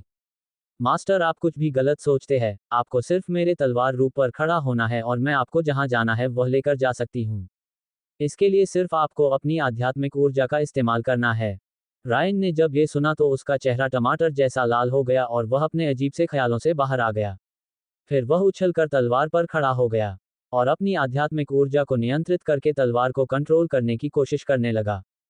पहले प्रयास में वो कुछ दूरी तक उस और धड़ाम से नीच गिर गया। उसने फिर कोशिश की और फिर गिर गया। अगले 2 घंटों तक रायन बार बार कोशिश कर रहा था और अलग अलग पोजीशन में गिर रहा था। उसकी ये हरकतें सिस्टम दूर से देख रही थी और मन ही मन गुदगुदाकर हंस रही थी। कई सारे प्रयासों के बाद रायन आखिर इस काम में सफल हो गया। उसने फिर रफ्तार बढ़ाकर देखा। धीरे धीरे उसने रफ्तार और कंट्रोल दोनों में महारत हासिल कर ली। उसे हवा में उड़ते वक्त बहुत मजा आने लगा। वह हवा में सफर जैसी कलाबाजियां करने लगा और चीख चीख कर चिल्लाने लगा। रायन आखिर एक 20 साल के उम्र का लड़का था, तो फिर वह कैसे खुश न होगा इन बातों से। रात को रायन डायमेंशन से बाहर आया और अपने कमरे में चला गया। कमरे में वी अर्जुन आकर बैठा उसका इंतजार कर रहा था। रायन को देखते ही वो बोला, चीफ ने कहा है कि अगर तुम शिकार पर जाओ तो कुछ सेंसिटिव जगहों पर ज़्यादा तबाही मत मचाना। रायन ने जब ये सुना तो वो मुस्कुराते हुए बोला, मैं इस बात का बिल्कुल ध्यान रखूंगा कि शिकार पर खून ज़्यादा बहे पर तबाही कम हो। उसके बाद वी अर्जुन अचानक बोला, कल एक और एजेंट हमें ज्वाइन करने वाली है। पहले तो चीफ ने मुझे तुम्हारे साथ रहने के लिए कहा था, पर थोड़ी देर पहले उन्होंने बताया कि एक और एजेंट हमें ज्वाइन करने वाली है। रायन ने ये सुना तो उसने चौंकते हुए पूछा, करने वाली है मतलब क्या वो एक लड़की है? वी अर्जुन ने खुश होते हुए कहा, हाँ, और वो बहुत खूबसूरत है, उस हनी से भी ज्यादा। लेकिन इसकी एक प्रॉब्लम है कि ये किसी को भी पीट देती है अगर उसका दिमाग खिसक गया हो। रायन ने वी अर्जुन की स्माइल देखी और बोला, तुम उसके बारे में ऐसे बता रहे हो जैसे उसकी पिटाई तुम्हें बहुत अच्छी लगती है। वी अर्जुन, जो अभी तक चौड़ी मुस्कान बिखेर रहा था, अचानक चुप हो गया और बोला, ऐसी बात नहीं है, मुझे वो लड़की पसंद है। उसका नाम इशिका जाधव है और वह भी महाराष्ट्र से है। तो तुम अब एक शेरनी से शादी करने वाले हो? महाराष्ट्र की लड़कियां शेरनियों से कम नहीं होती। जरा संभल कर बड़े भाई, वरना तुम्हें पता भी नहीं चलेगा कि कब वो तुम्हारा शिकार कर ले। रायन ने उसे ताना मारते हुए कहा। वी अर्जुन ने यह सुनकर रायन से कहा, हाँ, हम ठहरे आम लोग हो जाएंगे उनके शिकार। हम तुम्हारी तरह थोड़े ही है जो 300 करोड़ की एंगेजमेंट रिंग पहना दे। हम ठहरे सीधे साधे लोग, अगर हमसे कुछ न हुआ तक शिकार ही हो जाएंगे। भाई, ऐसा कुछ नहीं है, आपको किसी ने गलत खबर दी है। रायन शर्माते हुए बोला। वी अर्जुन जब ये देखा तो बोला, अरे हम उड़ते हुए की गिनते हैं, तुम तो अभी भी जमीन पर ही हो। रायन ने इस बात पर सिर्फ अपना सिर हिलाया और बेमन से मुस्कुराया और मन में बड़बड़ाया, बड़ा आया गिनने वाला, आज रात जो होगा उसके बाद बोलना कि तुम उड़ते हुए की गिन लेते हो। रायन ये सोचते हुए एक शैतानी मुस्कान के साथ अपने बेड पर लेट गया। उसकी मुस्कान देखकर वी अर्जुन भी थोड़ा चकरा गया, फिर अपना सिर हिलाते हुए वहां से चला गया। आज रात ऐसा क्या करने वाला है रायन? क्या रायन आज उन सभी ठिकानों को बर्बाद करने वाला है? क्या आज फिर बहेगा खून और गुनगुना आतंकवादियों की चीखें? जानने के लिए बने रहिए मेरे साथ सिर्फ पॉकेट नॉवेल पर। CH67 कयामत की रात। वी अर्जुन के जाते ही रायन की आंखें झट से खुल गई और वह उठकर बैठ गया। उसने सिस्टम से भारत का मैप निकाला और देखने लगा। जहां जहां ये बेस बने थे और ISI के साफे हाउस थे, वो जगह पूरे देश में हर राज्य में थी। इसे देखकर तो रायन का सिर भी चकराने लगा। फिर उसने कुछ सोचा और खुद से बड़बड़ाया, इन लोगों ने तो पूरे देश में अपने अड्डे बनाए हैं। ये किसी दीमक की तरह हर राज्य में छिपे हैं। मुझे इन्हें एक ही बार में खत्म करना है, वरना ये लोग अलर्ट हो सकते हैं। वैसे भी कुछ लोगों को अभी तक हनी के मौत का पता चल ही गया होगा। फिर रायन ने अपने कमरे की खिड़की खोली और अपनी तलवार को हवा में ऊपर फेंक दिया और उसके पीछे खुद भी छलांग लगाकर बाहर आ गया। उसने तलवार पर पैर रखते ही वो हवा में गायब हो गया। कुछ ऊपर जाने पर वह हवा में रुक गया और बोला, सिस्टम, हम हमारी शुरुआत नीचे से ऊपर की ओर करेंगे, मेरा मतलब है साउथ से नॉर्थ की ओर आएंगे, तो सबसे पहले केरल को जूम इन करो। इतना कहकर रायन ने अपनी रफ्तार बहुत तेज कर दी। वह अगले 20 मिनट बाद केरल राज्य के वायनाड जिले के ऊपर पहुंच गया। उसने वहां जाते ही एक पुरानी बिल्डिंग को देखा और अपनी तलवार को हाथ में लेकर सीधा कूद गया। वह लगभग हवा में 500 मीटर से भी ज्यादा ऊंचाई पर था। जब वह नीचे कूदा तो वहां पर की ऊपर की छत टूट गई और एक जोरदार आवाज हुई। सारे आतंकवादी अपनी बंदूक पकड़कर अपनी जगह पर अलर्ट हो गए। तभी उन्होंने एक अजीब सी हंसी सुनी और फिर अचानक उन सब के सामने से एक लाल बिजली जैसी लहर गुजर गई। इसके बाद चर चर की आवाज के साथ लोगों के शरीर कटने लगे। रायन ने ऊपरी मंजिल के लोगों को खत्म कर दिया था। उसके बाद वह नीच सीढ़ियों से चलकर आया। उसकी तलवार खून से सनी थी और उसके चेहरे पर एक पागलपन नजर आ रहा था। तभी एक आतंकवादी ने रायन पर बंदूक तानकर कहा, कौन हो तुम? वहीं रुक जाओ वरना हम तुम्हें गोलियों से भून देंगे। रायन ने यह सुना तो वो फिर से हंसते हुए आगे बढ़ते रहा। उस आदमी ने भी अपनी बंदूक लोड कर दी और गोलियां चलाने लगा। उस आदमी को देखकर उसके साथियों ने भी गोलियां चलाना शुरू किया। गोलियों की बौछार के बीच रायन बिना रुके आगे बढ़ रहा था। जब भी कोई गली रायन को लगती तो वह उसे टकराकर दूसरी तरफ निकल जाती। उन लोगों की बंदूकें खाली हो गई पर एक भी गोली रायन को नहीं लगी। वो जहां से चल रहा था वहां फर्श पर गोलियों का ढेर लग गया था। जब वे लोग अपनी बंदूक रिलोड करने लगे तो रायन बोला, बेवकूफ़ों, क्या तुमने देखा नहीं कि ये गोलियां मेरा कुछ नहीं बिगाड़ सकती, तो क्यों उसे वेस्ट कर रहे हो? अब एक काम करो, कोई बम वगैरह होगा तो फिर से ट्राई करो। उसकी बात खत्म होते ही एक आतंकवादी ने कमर में लगा हुए ग्रेनेड पिन निकालकर फेंक दिया। रायन ने उसे तुरंत कैच कर लिया और उनके भीड़ की तरफ फेंक दिया। ये इतना तेजी से हुआ कि किसी को रिएक्ट करने का टाइम नहीं मिला और फिर बूम की आवाज़ के साथ एक धमाका हुआ। एक ही बार में 20 से भी ज़्यादा लोग मरे गए थे। इस बम की वजह से उनके पास रखे बम भी एक के बाद एक फटने लगे। पूरी दूसरी मंजिल खून और लाशों के टुकड़ों से भर चुकी थी। वह दृश्य बहुत ही डरावना था। रायन दूसरी मंजिल साफ कर दी और वह पहली मंजिल पर पहुंच गया। यहाँ पर भी बहुत सारे लोग हथियार लेकर उसका इंतजार कर रहे थे। रायन ये देखा और एक आतंकवादी को देखकर मुस्कुराया जिसने हाथ में रॉकेट लॉन्चर पकड़ा हुआ था। फिर बोला, क्या तेरा ये खिलौना सिर्फ दिखाने के लिए है क्या? जरा चलाओ तो सही। उस आतंकवादी ने लॉन्चर का बटन दबा दिया और एक बम का गोला रायन की तरफ तेजी से आया। रायन ने उसे अपने हाथ में पकड़ लिया और उसे वापस मोड़ दिया। वो गोला घूमकर उन आतंकवादियों के झुंड में चला गया और एक धमाके के साथ फट गया। कुछ ही देर में पहली मंजिल खाली हो चुकी थी। फिर रायन ने देखा कि एक कोने में एक लंबी और पावरफुल दिखने वाली स्नाइपर राइफल थी। रायन ने उसे उठाया और उसके पास रखा बॉक्स जो उसकी गोलियों से भरा था उसे भी साथ में ले लिया। उन सभी चीजों को स्टोरेज रिंग में डालकर रायन निचले मंजिल पर आ गया। इस जगह सारे आतंकवादी पूरे मैदान में फैल गए थे। कुछ लोग पास वाले पेड़ों पर बैठे थे तो कुछ लोग मैदान में रायन को निशाना साधे हुए खड़े थे।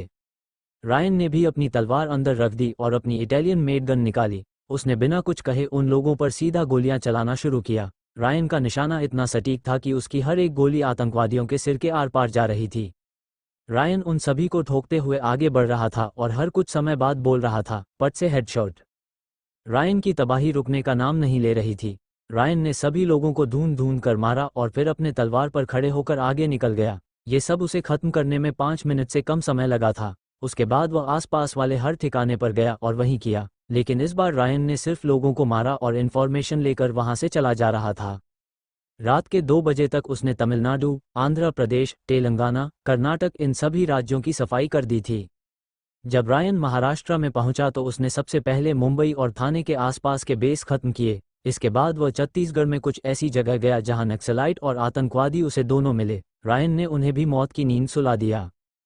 उसके बाद वह ओडिशा, वेस्ट बंगाल और बाद में पूर्वोत्तर राज्यों में चला गया। जब वह असम पहुंचा तो उसने यहाँ पर हर गांव में एक आतंकवादी बेस पाया। रायन ने इसे भी बड़ी तेजी से साफ कर दिया। उसके बाद उसने पैर से वन सिस्टर्स को खाली कर दिया। जब रायन वापस बिहार पहुंचा तब तक रात के 4 बज चुके थे। रायन तुरंत अपने काम पर लग गया और अपनी सफाई तेज करी। आधे घंटे में पूरा बिहार साफ हो चुका था। उसके बाद उसने झारखंड में एंट्री मारी। इसे बाद में लिया क्योंकि यहाँ पर सिर्फ कुछ ही बेस बने थे जिन्हें रायन ने 20 मिनटों में खत्म कर दिया। उसके बाद अब रायन पहुंच गया था देश के सबसे बड़े राज्य में, वह था उत्तर प्रदेश। ये राज्य हमेशा आतंकवादियों को पनाह देने के लिए सुर्खियों में रहा था। रायन अंदर जाते ही हर उस बेस को इस तरह तबाह किया कि उस बेस की दीवारें वहां पर हुए तबाही की नेहा बन गए। सारे बेस खून से रंग दिए गए थे। उसके बाद वह मध्य प्रदेश पहुंचा और फिर वहीं तबाही शुरू कर दी। अब तक लोगों की चहल पहल बढ़ गई थी तो मुठभेड़ में लोगों की चीखें बाहर तक सुनाई देने लगी, लेकिन जब लोग वहां पर पहुंचे तो उन्हें यहां पर कटी फटी लाशें मिली। जब रायन राजस्थान के बॉर्डर तनवी तक पहुंच गया था तब तक सभी लोगों को ये बात पता चल चुकी थी। सुबह 5 बजे ही वी अर्जुन ने रायन के अनुपस्थिति के बारे में चीफ को बता दिया था। जब तक वे उसे इंटरसेप्ट कर पाते रायन राजस्थान में पहुंच गया था। यहाँ पर तो तबाही ऐसी थी कि बेस के आसपास की रेत भी लाल हो गई थी। ये सब करने के बाद रायन ने उगते हुए सूर्य को प्रणाम किया और बॉर्डर पर खड़े रहकर पाकिस्तान को एक बार ध्यान से देखा और बड़बड़ाया, बस कुछ दिन और जब मैं डिपार्टमेंट में आऊँगा तो तुम लोगों के यहाँ मैं खून की होली खेलूंगा। इस समय रायन खून से नहा चुका था। वह पूरी तरह थक चुका था। उसने तलवार का आकार बढ़ाया और उसी पर लेट गया और वापस चलने को बोलकर सो गया। उसके तलवार ने भी उसे सोने दिया और वापस मुड़ गई। रायन अगले 2 घंटों तक सोया रहा। जब उसकी आंख खुली तो उसने खुद को द्वारिका के समंदर के ऊपर पाया। क्या सही पंजाब, हरियाणा और कश्मीर जाएगा या फिर उन राज्यों को छोड़ देगा? क्या चीफ इस बात पर कुछ एक्शन लेंगे? क्या ये खूनी खेल रायन रोकेगा या फिर वह ऐसे ही लोगों को मरते रहेगा? अब क्या होगा आगे, जानने के लिए बने रहिए हमारे साथ सिर्फ पॉकेट नॉवेल पर। CH-68 वो मैं नहीं था। रायन अभी तलवार पर पालथी मारकर बैठा था और नई सुबह का शर्माले रहा था। इस वक्त उसकी तलवार बादलों में खड़ी थी। कुछ देर तक वहां आराम करने के बाद रायन ने सीधा समुद्र में डाइव मार दी। कुछ देर तक खुद को समुद्र के पानी से साफ करने के बाद उसने देखा कि उसका शरीर अब पूरी तरह से साफ हो चुका है। उसके बाद उसने अपने जादुई कपड़े को अपने मन से स्पोर्ट्स वेयर में बदल दिया और द्वारिका में एक सुनसान जगह उतर गया। उतरते ही वह सीधा दौड़ते हुए अपने घर की तरफ आ गया। उसने घर पर आते ही देखा कि सिया तैयार होकर बैठी थी। उसका मुंह थोड़ा फूला हुआ था। रायन ने उसे ऐसे देखा तो वह बोला, आज घर की सारी गोलमटोल चीजें तुम्हारे गाल में क्यों घुसी है? क्या हुआ मैडम को कि आज इतना उदास लग रही है? सिया ने रायन को देखकर चिढ़ते हुए कहा, गुस्सा नहीं हूं तो क्या करूं, आप सुबह सुबह यहाँ से चले गए और आज इतनी देर से लौटे। मैं आज कॉलेज जल्दी खत्म करके रक्षाबंधन के शॉपिंग के लिए जाने वाली थी, लेकिन आप हो कि जिसे कुछ मालूम ही नहीं, अपने ही दुनिया में रहते हो। उसकी क्यूट सी आवाज में जो उसके लिए तकरार थी उसे सुनकर रायन मुस्कुराया और बोला, अरे बहना, किसने कहा हमें देर हो गई है? तुम गाड़ी तक पहुंचो, मैं तुरंत आ रहा हूं। इतना कहकर रायन अपने कमरे में चला गया। वहां उसने वी अर्जुन को देखा तो कहा, अभी कोई सवाल नहीं, सिया को देर हो रही है, मैं तुम्हारे साथ गाड़ी में बात करूंगा, जल्दी से नीचे गाड़ी तक चलो। अपनी गाड़ी की चाबी वी अर्जुन को देकर रायन बाथरूम में चला गया। उसने आते ही पानी को कंट्रोल किया और खुद को एक ही बार में नहलाया और वह बाहर आ गया। उसने तुरंत अपने कैजुअल कपड़े पहने और वह उछलते कूदते घर से बाहर आ गया। सामने सिया और वी अर्जुन गाड़ी के पास खड़े थे। रायन ने गाड़ी स्टार्ट की और तुरंत गाड़ी को तेज भगाकर वह कॉलेज पहुंच गया। सिया को कॉलेज में छोड़ने के बाद वह वी अर्जुन को लेकर सामने वाले एक छोटे से कैंटीन पर ले गया। इस जगह कॉलेज के लड़के लड़कियां सिगरेट पीने आते थे। ज्यादातर रायन ऐसी जगहों पर जाने से खुद को रोकता था, मगर आज वी अर्जुन सुबह से उसे ढेर सारे सवालों के साथ देख रहा था। उसकी नज़रें रायन को बहुत परेशान कर रही थी। कैंटीन में पहुंचते ही रायन ने वी अर्जुन से पूछा, हाँ अब पूछो, तुम्हें क्या पूछना है? वी अर्जुन तपाक से बोला, तुम सुबह से कहाँ गायब थे? रायन मुस्कुराते हुए बोला, मैं कहाँ जाऊंगा, मैं तो अपनी मॉर्निंग एक्सरसाइज करने बाहर गया था। उसके बाद आज मुझे द्रव तत्व की साधना करनी थी तो मैं समुद्र में तैरते हुए अंदर तक गया था। जब मैं पानी से बाहर आया तो मुझे पता चला कि मुझे देर हो गई है। लेकिन क्या बात है जो तुम मुझे ऐसे देख रहे हो? वी अर्जुन ये बात सुनकर लगभग कन्विंस हो गया था तो बोला, कल रात पूरे देश में बहुत बड़ी हलचल हुई है। कोई एक इंसान या कोई पूरा ग्रुप, पता नहीं कौन है, पर उन्होंने उन हर जगहों पर हमला किया जहां पर की लोकेशन तुमने हमें दी थी। आखिरी हमला सुबह 6 बजे राजस्थान राज्य में हुआ था। ओह, तो ऐसा हुआ है, मुझे इस बात का कोई अंदाजा नहीं था। वैसे चीफ ने क्या कहा? रायन ने अपनी एक्टिंग स्किल का इस्तेमाल करते हुए पूछा।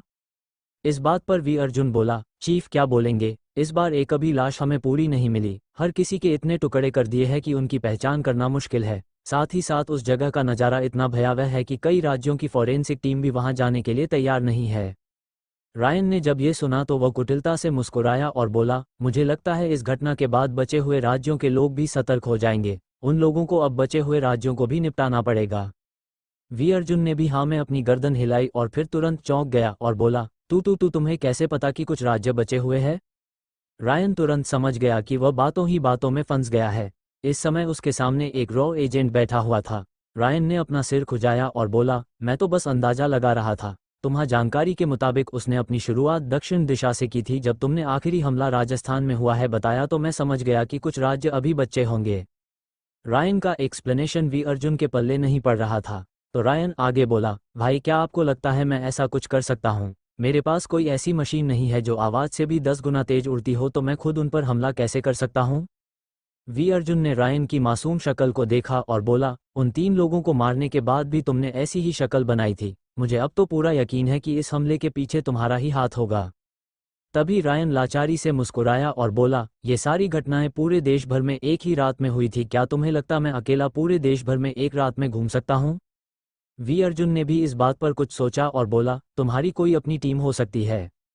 रायन इस बात पर चौंक गया और बोला, मैं पूरी रात अपने कमरे में घोड़े बेचकर सोया था, तो मैं यहाँ से बाहर कब गया? रही बात मेरी कोई टीम होने की, तो ये संभव नहीं है क्योंकि मैं सिर्फ एक बार मुंबई गया, इसके अलावा एक बार अहमदाबाद गया हूँ। दोनों बार का कारण तुम्हें अच्छे से पता है और मुझे किसी को मारने के लिए टीम की जरूरत नहीं पड़ती, तो तुम मुझ पे अब शक मत करना। VARJUNRYAN का एक्सप्लेनेशन सुनने के बाद बोला, नेचुरली ऐसा होना नामुमकिन है, पर जैसी तुम्हारी हरकतें हैं वो कहाँ नेचर के हिसाब से सही है। तुम खुद एक मायावी इंसान हो, तो तुम्हारे लिए ऐसा करना कहाँ मुश्किल होगा। रायन ने अपना सिर पीटने की एक्टिंग की और कठोर आवाज में बोला, तुम्हें जो भी सही लगे तुम समझ सकते हो, लेकिन मैं अभी भी कहूंगा कि वो मैं नहीं था। अगर मराठी में कहूं तो मी नवे। तभी रायन का फोन बजा तो उसने उसे देखकर कहा, बड़े भाई आप कुछ भी कहो, लेकिन अब मुझे जाना होगा। सिया मुझे शॉपिंग के लिए लेकर जा रही है। ये मेरा और उसका पहला रक्षाबंधन है। इतना कहकर रायन उस कैंटीन से बाहर निकल गया। उसके जाते ही वी अर्जुन ने चीफ को फोन लगाया और बोला, चीफ मुझे पूरा यकीन है कि ये सब रायन ने ही किया है, पर वह मान नहीं रहा। अब मुझे लगता है कि उसका अगला निशाना बच हुए राज्य होंगे, तो हमें भी उन जगहों पर सर्विलांस बढ़ाना चाहिए ताकि हम इसे रंगे हाथ पकड़ सके। दूसरी तरफ से चीफ की आवाज आई, मुझे भी ऐसा ही लग रहा है। उन आतंकवादियों ने एक गलत दम से पंगा ले लिया है। अगर वह चुप रहते तो उनका इतना नुकसान नहीं होता। दूसरी तरफ कश्मीर की घनी वादियों में एक पुराने मंदिर जैसे दिखने वाले खंडहर में एक लंबी दाढ़ी वाला आदमी जो अपनी हाथ में एक मोतियों की माला पकड़कर बैठा था। उसके आंखों में गुस्सा और हार दोनों दिखाई दे रही थी। उसने अपने हाथ में पकड़ी हुई माला को तोड़ दिया और झल्ला कर बोला, मेरे मंसूबे तुमने भले ही नाकाम कर दिए होंगे, पर मैं मुला अमीनी अब भी जिंदा हूँ। मैं उस कातिल को ढूंढ कर निकालूंगा और इसे जहनुम भेजूंगा। गजवा ए हिंद होकर रहेगा। जाओ जाकर सभी मुजाहिदों को बोल दो कि अब आर पार की लड़ाई करेंगे, सभी तैयारियों में लग जाओ। वहीं दूसरी ओर हनी की मौत की खबर पाकिस्तान पहुंच चुकी थी, साथ ही साथ उनके सारे एजेंट्स का एक रात में सफाया हो चुका था। पाकिस्तानी आर्मी के जनरल आज बड़ी सोच में डूबे हुए थे। ऐसा कैसे हुआ और किसने किया? तभी जनरल का पहने बजता है और उसे आवाज आती है, रॉ को शक है कि ये उनके एक नए एजेंट ने अकेले किया है। वह कौन है और कहां से है, इस बात की जानकारी अभी तक नहीं मिली है। उसके बारे में अगर मुझे कुछ पता चलता है तो जल्दी आपको अपडेट कर दूंगा, लेकिन उसकी कीमत ज्यादा होगी। इतना कहकर दूसरी तरफ से फोन कट गया। जनरल ने अपने साथियों को देखा और कहा, अब हमारे सिर्फ पंजाब, हरियाणा और कश्मीर के बेस बचे हैं, लेकिन कब तक इसकी कोई गारंटी नहीं है, इसीलिए तुरंत उन्हें अलर्ट कर दो और वो जगह खाली करने बोल दो। इधर भारत में भी CDS चीफ और तीनों दलों के प्रमुख प्राइम मिनिस्टर के साथ मिलकर एक मीटिंग कर रहे थे। इस मीटिंग में IB चीफ और रॉ चीफ भी शामिल थे। इस मीटिंग का मेन एजेंडा इस हमलावर की पहचान करना था। तभी रॉ चीफ ने सभी को देखते हुए कहा, ये बात मैं दवे के साथ तो नहीं कह सकता, लेकिन इसके पीछे रायन का हाथ हो सकता है। वह एक साधक है और वो भी सबसे कम उम्र का साधक। रही बात उस पर मुझे शक होने की, तो इन सारे बेस की जानकारी कल उसी ने उस लड़की से निकली थी, वो भी सिर्फ उसके सिर पर हाथ रखकर। अगर वह ये कर सकता है तो वो उन लोगों को ढूंढ कर खत्म भी कर सकता है। उसकी पुष्टि इस वीडियो से हो जाएगी। इतना कहकर रॉ चीफ ने रायन का वो अहमदाबाद वाला वीडियो प्ले किया। इस वीडियो की लेंथ सिर्फ 5 सेकंड्स की थी, लेकिन इसे स्लो मोशन में कैप्चर करके 2 मिनट की बनाई थी। इस वीडियो में उन्होंने देखा कि रायन एकदम बयान तरीके से उन लोगों को गाजर मूली की तरह काट रहा था।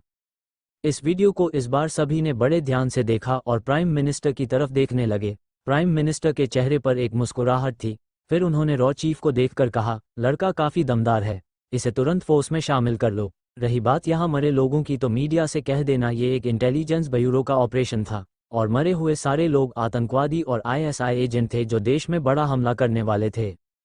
प्राइम मिनिस्टर फिर रुके और बोले, अगर कोई कहे कि ये लोग मासूम थे, भटके हुए थे, तो वो सारे डॉक्यूमेंट्स मीडिया में रिलीज कर देना, और जो पॉलिटिशियन इन लोगों से रिलेटेड थे उन्हें भी आगाह कर देना कि अगली बारी उनकी हो सकती है।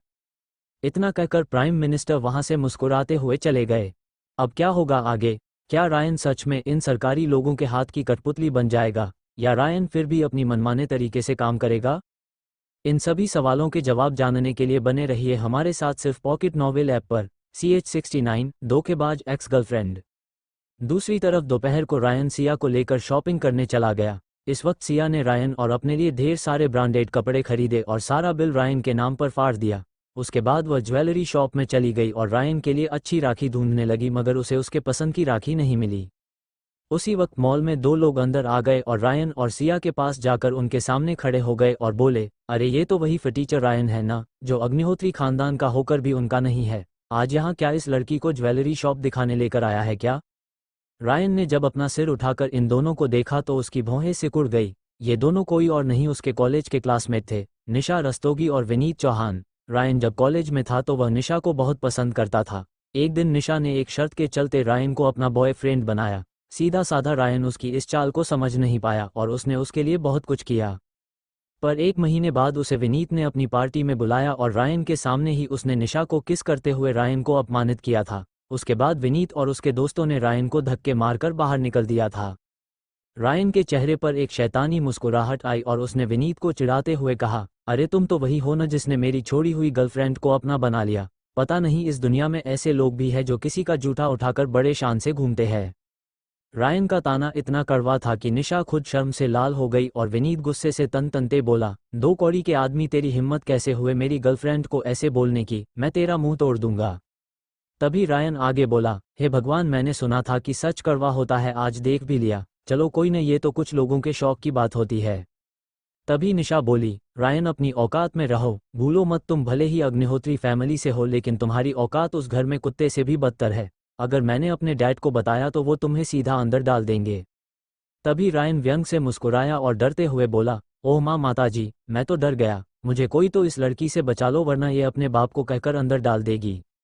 अचानक रायन की आवाज़ बदल गई और उसने लगभग चिल्लाते हुए उसे कहा, तेरे बाप की इतनी औकात नहीं कि वह मुझे छू भी सके। अगर यकीन न हो तो उसे तू खुद फ़ोन करके बोल देना कि रायन उन्हें ये सब कह रहा था, फिर देखना तेरा टकला बाप क्या बोलता है। और हाँ, तुम अपनी औकात में रहा करो वरना कहीं लेने के देने न पड़ जाए। तुम जो कमिश्नर की बेटी होने का घमंड करती हो न उसे अपने बाप के सामने दिखाया करो, मुझे नहीं।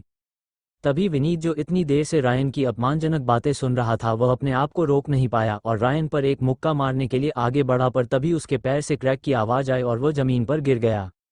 जब विनीत ने नीचे देखा तो उसकी आंखें फटी की फटी रह गई। उसके राइट लेग के घुटने के नीचे का हिस्सा टूट चुका था और वो भी इतनी बुरी तरह से कि उसकी हड्डी तक बाहर आ गई थी। जब विनीत को दर्द का एहसास हुआ तो वह किसी कटने वाले सूअर की तरह चीखे जा रहा था। शोरूम का मैनेजर, जो इस वाकये को दूर खड़े रहकर देख रहा था, वह दौड़ कर आया और बोला, ये प्रॉपर्टी रायजादा फैमिली की है और यहाँ आकर फाइट करना अलाउड नहीं है। आपने हमारे शोरूम का रूल तोड़ा है, इसीलिए आपको हमें फाइन देना होगा। जब रायन ने रायजादा फैमिली का नाम सुना तो उसके माथे पर बल पड़ गए और उसने उस मैनेजर को गुस्से से एक जोरदार पंच उसके पेट में मार दिया। उसके एक पंच से ही मैनेजर के सारे इंटरनल ऑर्गन्स हिल गए और उसने खून की उल्टियां कर दी। रायन उस मैनेजर के सामने झुका और बोला, तेरे मालिक नितिन रायजादा को फ़ोन कर और उसे बोलना कि रायन यहाँ उसका इंतजार कर रहा है। अगर वह अगले 10 मिनट में नहीं आया तो मैं एक एक करके सारे स्टाफ के हाथ पैर तोड़ना शुरू कर दूंगा। इतना कहकर रायन फिर विनीत को देखकर बोला, क्यों बे छुछुंदर, तू बहुत उड़ रहा था ना, अब उड़ के दिखा, मेरा मतलब है सीधे खड़े होकर तो दिखा। कभी भी खुद को इतना बड़ा भी मत समझना कि कोई दीमक तुम्हें अंदर से खोखला कर दे। इस वक्त मैं वो दीमक हूँ जिसने तुम्हें खत्म कर दिया क्योंकि तू खुद को बहुत बड़ा समझ रहा था। फिर रायन ने एक चेयर खींची और सिया को बिठाते हुए बोला, ये शोरूम तुम्हारे मामा का है तो तुम्हें जो चाहिए वो ले सकती हो, वो 1.5 पसली तुम्हें कुछ नहीं बोलेगा। सिया ने जब ये सुना तो वह समझ गई कि आज उसका मामा एक तो रायन के हाथों मारा जाएगा या अपाहिज हो जाएगा। 10 मिनट पूरे होने में सिर्फ कुछ ही सेकंड्स बाकी थे। ये देखकर मैनेजर की हालत खराब हो रही थी। तभी रायन एक स्टाफ मेंबर की ओर मुड़ा और उसके पास जाने लगा। तभी शोरूम के दरवाजे पर एक हौंफते हुए आदमी की आवाज़ सुनाई दी, रायन रुक जाओ, ऐसा करने की सोचना भी मत वरना। तभी रायन तेजी से मुड़ा और उस अधेड़ उम्र के आदमी को देखकर बोला, वरना क्या? अबे बोलना साले, वरना तू क्या करेगा? इतना बोलते हुए रायन उसके सामने खड़े हो गया और उसके ऊपर चढ़ते हुए उसकी आंखों में आंखें डालकर देखने लगा। नितिन ने खुद की थकान को काबू करते हुए कहा, मैं अभी के अभी पुलिस को बुलाऊंगा और तुम्हें अंदर करवा दूंगा। ओह अच्छा, क्रैक, खच्च खच्च, बूम। रायन ने इतना कहकर नितिन का राइट हैंड झटके से मरोड़ दिया, जिस वजह से उसकी हड्डी टूटी और फिर उसका हाथ कंधे से उखाड़ दिया।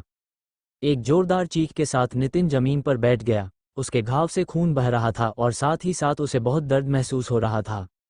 तभी रायन उसकी ओर देखकर बोला, तुझे तो याद है न वो रात जिस दिन तूने मुझे मारने के लिए अपनी बहन के साथ मिलकर मुझे प्यार से अपने घर बुलाया और मुझे उस स्विमिंग पूल में धकेल दिया, पर तुझे ये पता नहीं था कि मैं तैरना जानता था। तेरा वह प्लान फेल हो गया। उसके बाद तूने जहर वाले कांड में भी हिस्सा लिया था न, तो तुझे मैं अब कैसे जिंदा छोड़ दूं जिसने मुझे दो दो बार मारने की कोशिश की थी। इतना कहकर रायन ने उसके मुंह में एक नीले रंग की गोली डाल दी। गोली अंदर जाते ही उसके मुंह में घुल गई और नितिन का शरीर धीरे धीरे नीला हो गया। फिर रायन ने निशा से पूछा, क्या तेरा बाप आज तुझे बचाने आने वाला है या नहीं, या मैं तेरा भी नक्शा बिगाड़ दूं। इस वक्त निशा, जिसने रायन की हैवानियत देखी थी, वह अब डर के मारे कांपने लगी थी। उसने पहले ही अपने पिता को फ़ोन किया था, लेकिन उन्होंने उसे ही अनाप शनाप बोलकर रायन से माफ़ी मांगने की हिदायत दे डाली थी। निशा डरते हुए रायन के सामने अपने घुटने पर बैठी और माफ़ी मांगते हुए बोली, रायन मुझे माफ़ कर दो, मैंने तुम्हारे साथ बहुत बुरा किया। इसके बाद मैं तुम्हें अपना चेहरा कभी नहीं दिखाऊंगी। ये अच्छी बात बोली तुमने, अब दफ़ा हो जाओ यहाँ से और कोशिश करना कि अपनी अकड़ अपने घर में रख कर आना और इस छुछुंदर को उठाकर ले जाओ। इतना कहकर रायन नितिन को देखने लगा और बोला, सुन बे डेढ़ पसली, तेरे मुंह में मैंने एक जहर की गोली डाली है। अगले कुछ दिनों में तू भगवान को प्यारा हो जाएगा। अगर तुझमें इतना दम है तो जाकर पुलिस में मेरे नाम से कंप्लेंट कर देना, ज़रा मैं भी देखूं कि कौन सा पुलिस वाला मुझे अरेस्ट करने आने वाला है। उसके बाद रायन मैनेजर के पास गया और नीचे झुककर बोला, रायजादा फैमिली लूटने के लिए बैठी है और तू उनका कुत्ता उनकी बात मानकर कितने गरीबों को फंसा चुका होगा, इसका तो मैं अंदाजा भी नहीं लगाना चाहता। अब तू भी जिंदगी भर इस दर्द को साथ लेकर जिएगा और कोई गलत बात करते वक्त ये दर्द याद रखना। इतना कहकर रायन ने अपनी जेब में हाथ डाला और अपने खजाने से एक सोने की राखी जो एक नीले रंग के रत्न से जड़ी हुई थी सिया को दे दी और बोला, ये राखी तुम मुझे बांध सकती हो। सिया ने वह राखी चुपचाप ले ली और वे दोनों शोरूम से बाहर निकल गए। अब क्या होगा आगे? क्या रेचल इस बात पर रायन से नाअर्जुन हो जाएगी? क्या रायजादा परिवार रायन के खिलाफ कोई कंप्लेन करेगा? क्या आज रात फिर रायन शिकार पर जाने वाला है? इन सभी सवालों के जवाब जानने के लिए बने रहिए मेरे साथ, सिर्फ और सिर्फ पॉकेट नॉवेल ऐप पर। CH70 वो मेरा बेटा है। रायन आज बड़े अच्छे मूड में था। उसने अपने बचपन का बदला आज ले लिया था। उसने आज नितिन को जहर दिया था, साथ ही उसका पूरा हाथ धड़ से अलग कर दिया था। दूसरी तरफ 3 पेशेंट मेट्रो हॉस्पिटल में एक ही समय लाए गए थे। तीनों की हालत बहुत खराब थी। डॉक्टर्स ने 3 अलग अलग टीमें बनाई और इस इमरजेंसी में इन सभी को ट्रीटमेंट के लिए लेकर गए। बाहर रायजादा फैमिली के हेड वन अर्जुन रायजादा बाहर खड़े थे। उनके चेहरे पर बहुत गुस्सा था। उन्होंने अपना फ़ोन निकाला और रेचल को फ़ोन लगा दिया और गुस्से से बोला, अभी के अभी मेट्रो हॉस्पिटल पहुंचो, तुम्हारी उस औलाद ने तुम्हारे भाई को जहर दिया है और उसका एक हाथ उखाड़ दिया है। जब रेचल ने ये बात सुनी तो वह सन्न रह गई। उसने तुरंत फ़ोन काट दिया और फिर एड्रियन को फ़ोन लगा दिया। उसने सारी बात एड्रियन को बता दी। फिर कुछ ही देर बाद दोनों मेट्रो हॉस्पिटल में पहुंच गए। उन्हें देखकर वन अर्जुन झ आधा लल पे आ की मात्रा तपे ए की मात्रा हुए बोला, वो तुम्हारी नाकारा औलाद इतनी जालिम हो चुकी है कि उसने मेरे बेटे को जहर दे दिया और उसका एक हाथ उखाड़ कर फेंक दिया है। मुझे इस बात का स्पष्टीकरण चाहिए। तभी रेचल अपना सिर उठाकर बोली, इसमें आपके बेटे की ही गलती है। आपके बेटे ने उसे 2 बार जान से मारने की कोशिश की थी तो उसने सिर्फ उसका हाथ उखाड़कर उस पर दया ही दिखाई है। शुक्र मनाओ कि उसने इसे जान से नहीं मारा। जब वन अर्जुन ने रेचल के मुंह से ये बात सुनी तो वह और गुस्सा हो गया और बोला, तुम भूल गई क्या वह तुम्हारा भाई है और ये सब उसने तुम्हारे लिए ही किया था। और आप भूल रहे हैं कि वो लड़का मेरा बेटा है। उसे नकारा कहने की आपकी हिम्मत कैसे हुई? रेचल ने तुरंत अपने पिता को पलटकर जवाब दिया।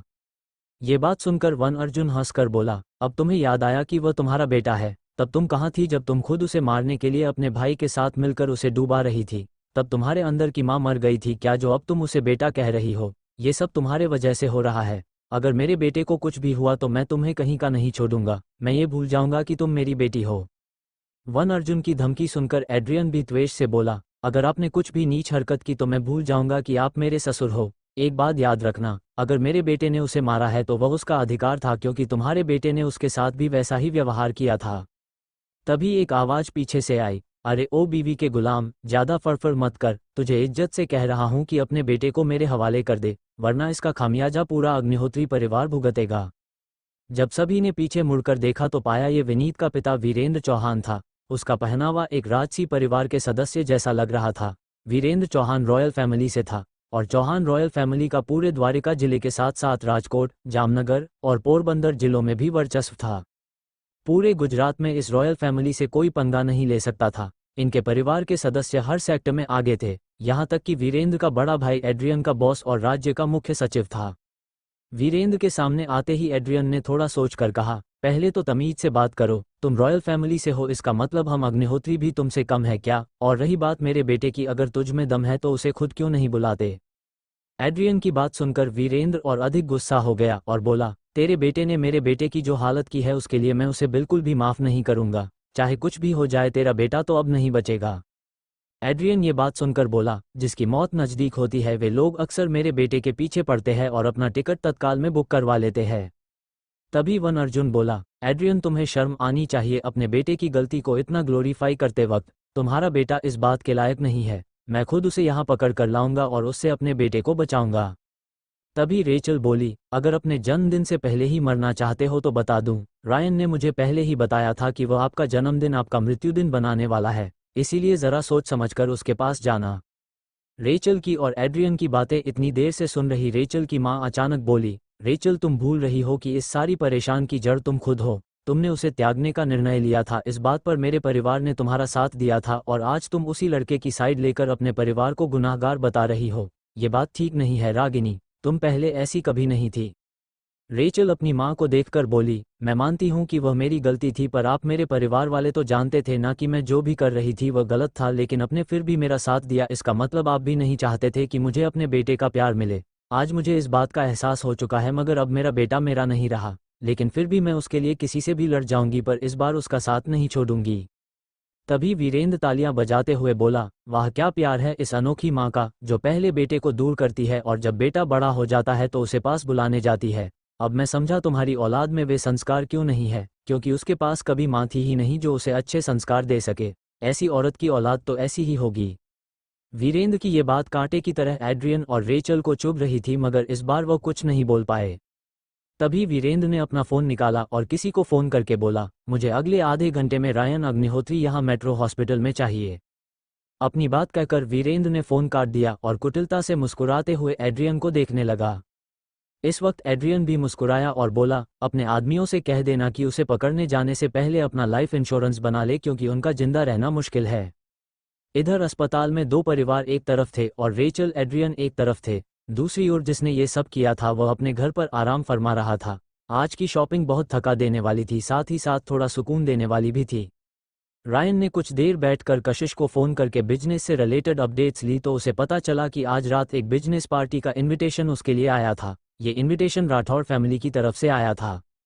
राठौर फैमिली द्वारिका जिले में स्थायिक हुई एक राजपूत फैमिली थी। उन्होंने शुरुआती दिनों में तलवार के दम पर यहाँ पर अपना राजपाट निर्माण किया, उसके बाद अंग्रेजों के शासनकाल में खुद के बिजनेस को शुरू करके एक आर्थिक पावर बन गई। ये फैमिली ज़्यादातर इंपोर्ट और एक्सपोर्ट के व्यापार में हमेशा जुड़ी रहती थी। कुछ साल पहले इस फैमिली के नए हेड ने अपनी नई पीढ़ी में से 2 बच्चों को सरकारी डिपार्टमेंट्स में भी भेजा था और अपना फार्मास्यूटिकल बिजनेस भी शुरू किया था। आज राठौर फैमिली दूसरे बिजनेसेस में नए मौके ढूंढ रही थी ताकि वह उसमें भी सीधे घुस सके। रायन ने फिर आर्या को फ़ोन लगाया और उससे इधर उधर की बातें की और फिर फ़ोन रख दिया। रायन अब अकेला ही घर पर बैठकर बोर हो रहा था तो वह घर से बाहर निकल गया तो उसे बाहर निकलते ही कुछ काले कपड़े पहने हुए बॉडीगार्ड्स ने घेर लिया। उन सभी के हाथ में रॉड्स, पाइप्स, हॉकी स्टिक थे। रायन ने इन्हें देखकर अपना माथा पीट लिया और बोला, साला गांव बस नहीं कि ये लोग यहाँ मरने आ गए, ऐसे लोगों का कुछ नहीं हो सकता। इतना सोचकर रायन उन्हें बोला, भाई अब तुम लोग कौन हो जो इतनी जल्दबाजी में मुझे लेने आए हो? उनमें से एक आदमी ने अकड़ कर कहा, हमें वीरेंद्र चौहान ने भेजा है तुम्हें लेने के लिए। उनका बेटा अस्पताल में एडमिट है तो उन्होंने तुम्हें भी उसके बगल में उनके बेटे की तरह लिटाने कहा है। रायन मुस्कुराया और अपना एक कदम आगे बढ़ाया। वह एक कदम में उस आदमी के सामने था। रायन अपना हाथ उठाया और एक खानपद खींचकर उस आदमी को मार दिया। वह आदमी हवा में उड़ते हुए लगभग 5 मीटर जाकर पीछे गिर गया। इस आदमी को रायन का हाथ किसी हथौड़े की तरह लग गया था। उस आदमी के बाईं बगल के सारे दांत टूट गए थे और उसके कान से खून निकल रहा था। उसके पूरे सिर में झनझनाहट महसूस हो रही थी। उस आदमी ने जब उठने की कोशिश की तो वह अपनी जगह से उठ नहीं पाया। रायन फिर दूसरे लोगों को देखकर बोला, वो चौहान कौन से अस्पताल में है? एक आदमी जो पहले तन कर खड़ा था सहमते हुए बोला, सर वो मेट्रो हॉस्पिटल में है। ओह ठीक है, तुम लोग इस गधे को भी वहीं लेकर जाओ, और रही बात चौहान की तो मैं खुद उसे मिलने वहां पर जा रहा हूं। मुझे कुछ पंगे अधूरे रखने की आदत नहीं है। अब क्या करेगा रायन आगे? क्या रायन अपना रवैया चेंज करेगा या फिर अस्पताल में और पेशेंट की संख्या बढ़ा देगा? चौहान फैमिली से दुश्मनी रायन को कहां तक ले जाएगी? क्या एड्रियन और रेचल अंत तक रायन का साथ देंगे? इन सभी सवालों का जवाब जानने के लिए बने रहिए हमारे साथ। क्या आपने अभी तक मेरी वीडियो को लाइक नहीं किया है और मेरे चैनल को भी सब्सक्राइब नहीं किया है तो वेट किस चीज़ का कर रहे हैं। सब्सक्राइब करिए और मेरी वीडियो को भी लाइक करिए और कमेंट बॉक्स में प्यारा से कमेंट भी कर दिए, क्योंकि इससे वीडियो की रीच थोड़ी बढ़ जाती और जितने ज़्यादा व्यूज़ आएंगे वीडियो पे उतनी जल्दी व्यू मतलब एपिसोड्स आते रहेंगे।